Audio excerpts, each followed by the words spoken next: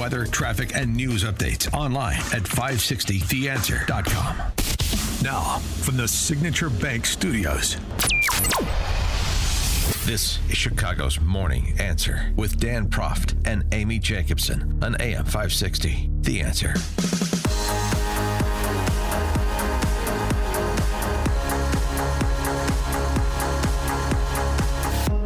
Top of the morning, Dan and Amy. We've got to address this Bezos Post story because the left is already hyperventilating about it as they try to depose NSA Mike Walls and DoD Secretary Pete Hegseth over their handling of sensitive information. The Bezos Post reporting that one of Waltz's senior aides used Gmail, quote, for highly technical conversations with colleagues at other government agencies involving sensitive military positions and powerful weapon systems relating to an ongoing conflict, unquote. While the NSC official used his Gmail account, his interagency colleagues used government-issued accounts, headers from the email correspondence show. The spokesman for the National Security Council, Brian Hughes, saying it's an attempt to distract from President Trump's successful national security agenda.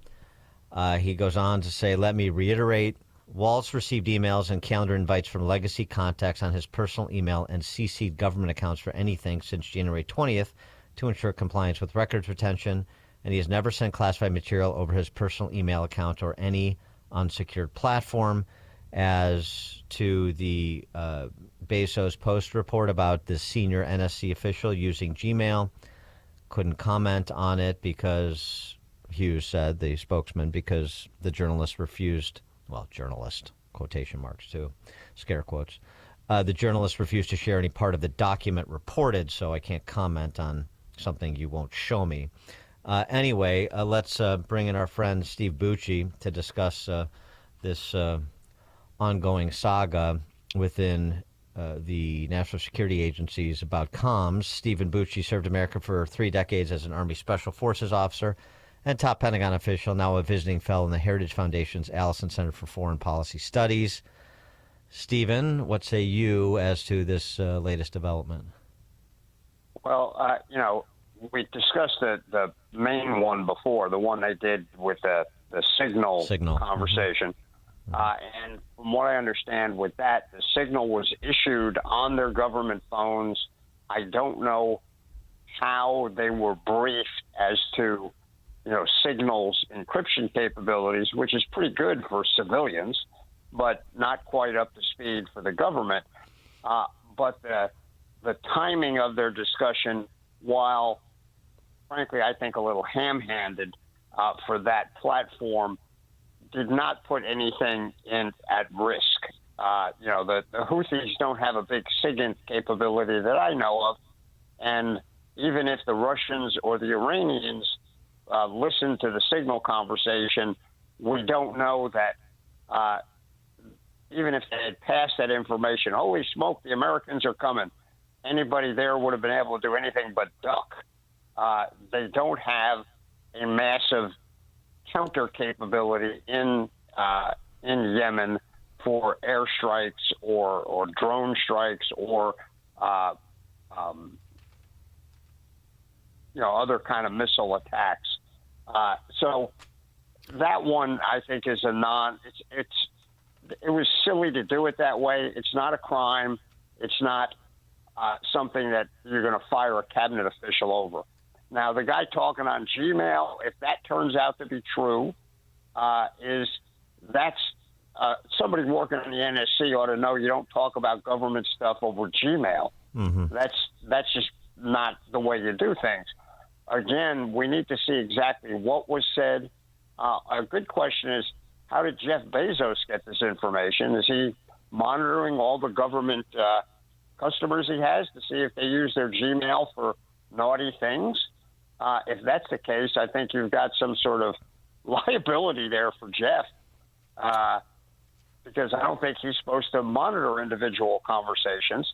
Well, right. I mean, we don't know that Bezos is the source of this story, though. I mean, just to be clear, but yes. No, that's true. But he's promulgating it, and he owns the company. So right. Anyway, look, you should not talk about your business stuff over Gmail if you're in the national security realm of the government. So if that's true, that individual they need to investigate it. If that individual did that, and it's determined that the information that he shared over that means was in fact classified information, then there's a whole spectrum of punishments, from a verbal rebuke to a formal letter to firing by Waltz, not by Congress, not by the press, but by Waltz if he thinks the guy's behavior crossed a line. You can do a lot of stuff and not cross lines that require the public pillory that the Dems are basically calling for when anybody looks sideways in this administration. Let me just pull back from this and just ask a larger question about Waltz and Hegseth and the team, the national security team.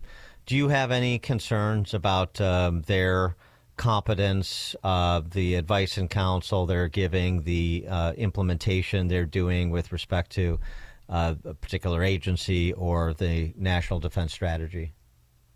No. This stuff happens at the beginnings of administrations, or if you're in the Obama administration and you're Hillary Clinton, it can happen all the way through it, where you just think you are exempt from all the rules that the little people have to follow. This is not a new thing. This is not unique to this administration. But those two guys, Waltz and Hegseth, who were both military officers, should have known better and should have been a little more cognizant of this. For my taste, I have a pretty high standard about that kind of behavior with respect to the Dems in Congress, probably way higher than theirs. This was a mistake, not a crime, not something impeachable or fireable, in my opinion. Yeah, but should they change the way they do business and not communicate on Signal app, maybe go old school and go into the Situation Room? They don't have to do that. They've got classified phones. They've got classified means to do it, even if they're out doing their job. They don't all have to gather together, look face to face. But no, I wouldn't do Signal again. Obviously, Signal has some liabilities, particularly if you don't check who the heck else you put on the addressee line. Well, that's it. I mean, it was not a failure of the app. There's no evidence that the app failed. It was a failure of organizing the meeting and making sure you know who's in it and who shouldn't be. Exactly. Yeah. And so should they be more careful about that? Yes. Should their staffs, their immediate assistants, be watching the boss to make sure in the flurry of activity that a SecDef or national security advisor is constantly enveloped in? Should their staff be helping them make sure they don't say something at the wrong time or the wrong place? Yes. Okay, it's a brand new administration. There's going to be some mistakes like this. But is any of this fireable? No. That's political theater and political posturing, and it needs to stop. It doesn't help America. You don't get points because you get one of the guy you hate's cabinet members fired. It just hurts America. So stop doing it, Dems. It's really like your governor and all the junk he says all the time, which, by the way, I monitor mostly through following you guys on X. It's reprehensible and sort of unseemly behavior, but they seem to that's the only way they play. Reprehensible and unseemly are Pritzker's calling cards. That's correct. I want to get your reaction to this story from a joint investigation by Catherine Herridge and Michael Schellenberger. We have to rely on independent journalists these days. FBI official admitting to House investigators that an FBI employee had inadvertently confirmed the authenticity of Hunter Biden's laptop on a Twitter conference call on the morning of October 14th of 2020, the day the New York Post published the story, in advance of the 2020 election, of course. Now we find out for the first time the FBI had internal chat messages that show the FBI's leadership put a gag order on its employees when it came to discussing the laptop. This has now been turned over to congressional investigators. An individual whose name is blacked out tells Elvis Chan, the San Francisco-based FBI special agent tasked with interacting with social media companies, there was a gag order on discussion of Hunter Biden's laptop. In a separate exchange, Chan is told the official response is no comment. The FBI officials in the chat showed awareness that the laptop may have contained evidence of criminal activity. And it just goes on basically to say, don't talk about it and no comment and so forth. You know, they wanted to, and so they knew it was, I mean, again, we know that they knew it was real, and they went ahead with their information campaign anyway in advance of that November 2020 election. But it's always good to have the receipts, and now we're getting some of the receipts. And so this sort of operation that one could say was election interference by the FBI and its election interference division, its criminal and its criminal division. What should be the consequences for this? People should be fired. Christopher Wray and the former Attorney General need to be investigated and at the very least receive some sort of public verbal censure that they broke the rules. And if they stepped over the line, I'm not a criminal lawyer, so I can't make that call, they should be charged. These were clearly political decisions, pure and simple. You can't say, I'm not going to interfere with the election when your decision is, I'm not going to interfere with the election that hurts one side, but if it really screws the other side, that's okay. That's wrong and is criminal as far as I understand our statutes and the rules that the FBI is supposed to play under. So, no, they shouldn't get swept under the rug like all the stuff that Mrs. Clinton did at the end of her term in the Obama administration. We need to prosecute people. And I'm sorry, FBI agents, if you got those orders and obeyed them, we use the Nuremberg rule. You can't just say, hey, I'm just a good FBI agent or I'm just a good German. If you know the action is criminal, that's an illegal order. And you're not supposed to obey it. So it needs to trickle down below the big political level, but the big political people are really the key problem, clearly. We talked to retired Colonel Tony Shaffer earlier in the week about Trump being upset with Putin, as he communicated to Kristen Welker at NBC News, because Putin was calling into question Zelensky's credibility as a leader, sort of intimating that regime change needed to be part of any lasting armistice with Ukraine, and threatening secondary tariffs on Russian oil.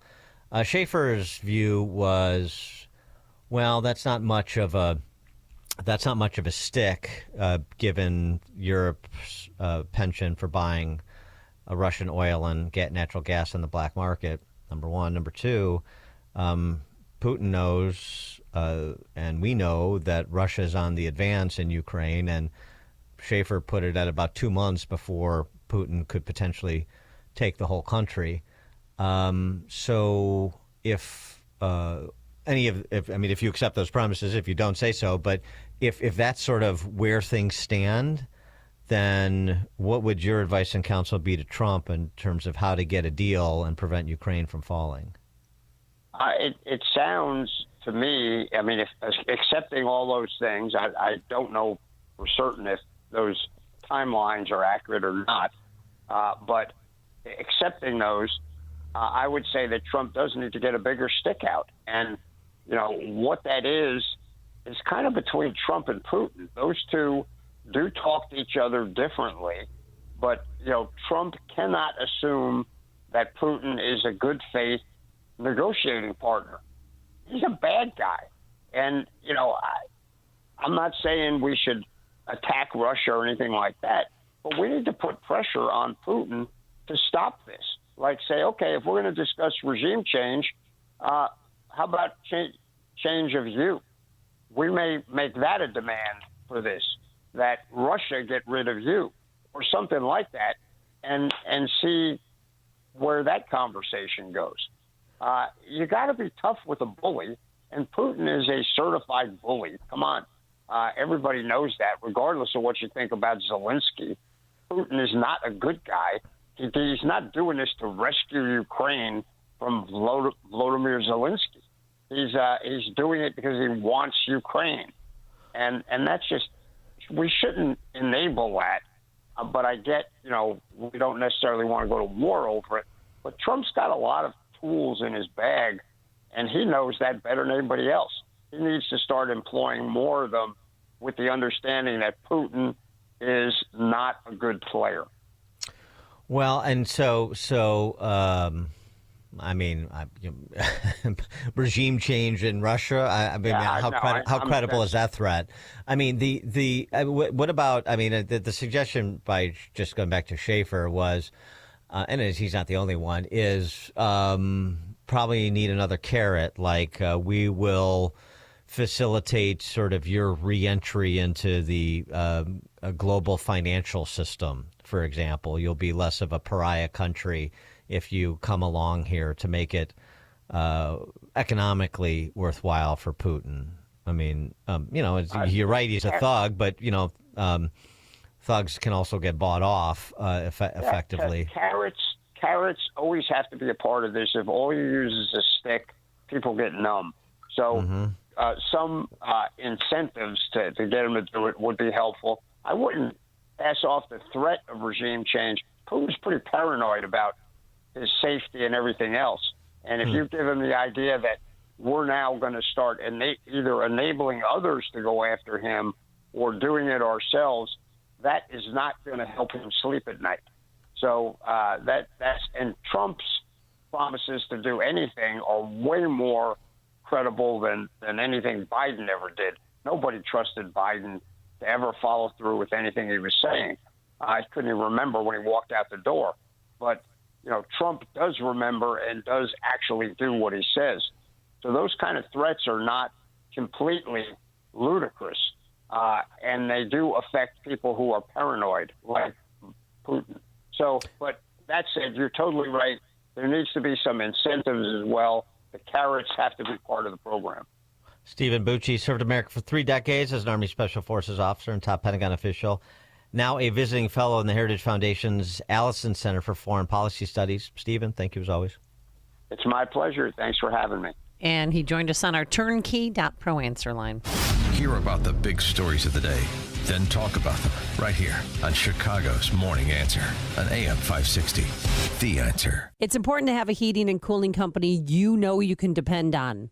That company is the original Arlington Heights Heating and Cooling. They aren't one of those massive companies with newer techs and subcontractors.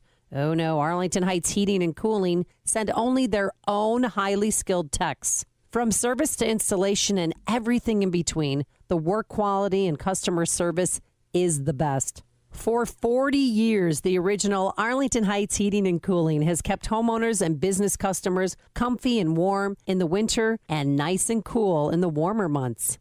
Don't call the big guys, call the best. Call Care.